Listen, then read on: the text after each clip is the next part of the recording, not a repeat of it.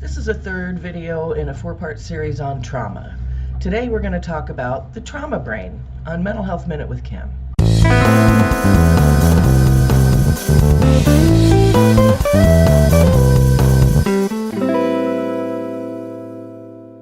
This video is designed to give you just a little bit of insight into what can happen to our brains when we've experienced some kind of trauma. Now, it's important to remember that not everybody who has experienced trauma will develop things like PTSD and anxiety and depression.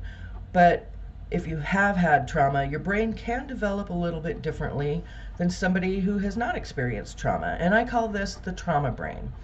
The three main areas of the brain that are affected by trauma or can be affected by trauma are our fear center, which goes into overdrive, and we can start to see the world as a dangerous place. We can start to dissociate, which means that things don't quite seem real to us, or we don't seem real.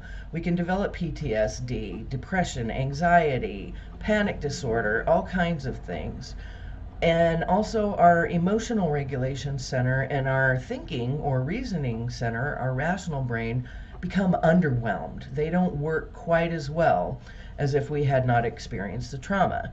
So we have our fear center going into overdrive, our emotional regulation and thinking centers becoming underwhelmed, and so things can start to amp up if we've experienced some kind of trauma. That's just a brief overview of what can happen in the trauma brain, but there is hope. Next week, I'm going to talk about neuroplasticity. If you want to find out what that is, tune in next week. I'll see you then.